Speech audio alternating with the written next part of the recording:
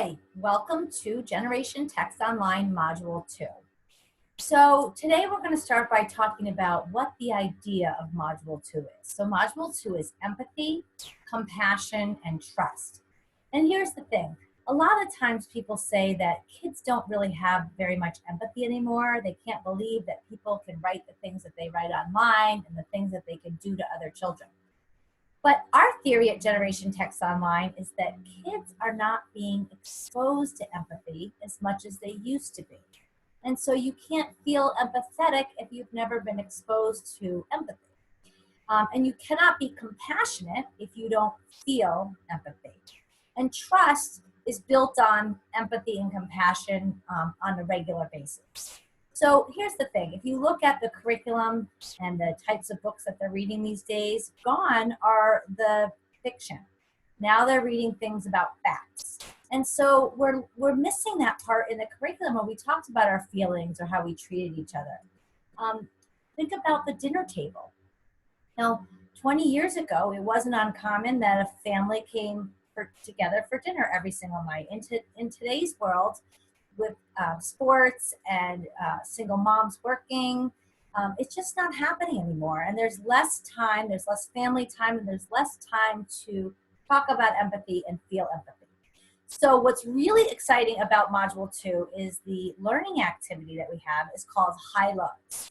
And what you're going to do is you're going to have your class come into a circle, and everybody is going to take a turn and share their high of the week, so something that made them happy, something that was exciting, and then their low of the week, which is something that is sad or made them unhappy, or sometimes the kids can't think about something, and I say, well, what's something you're worried about?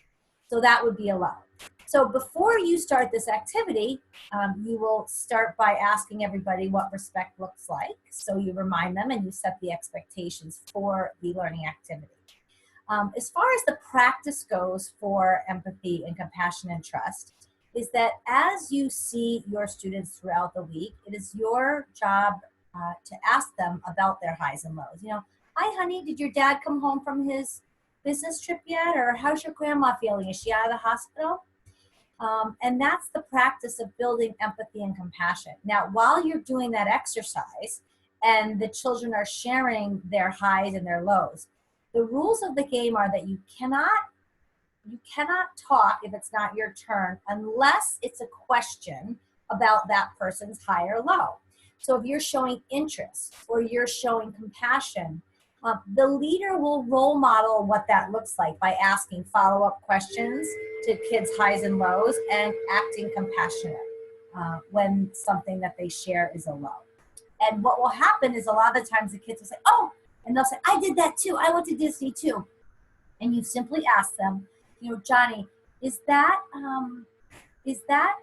compassionate and respectful to talk about yourself when Jill is sharing what she's sharing? So it's an easy game, it's fun, and if you do this high-low activity on a weekly basis, number one, I promise you the kids will beg you to do it. And two, I promise you that your classroom will build a community where people are understanding. This opens up this whole idea to Module 3 of being accepting and tolerant and understanding. So have a great time.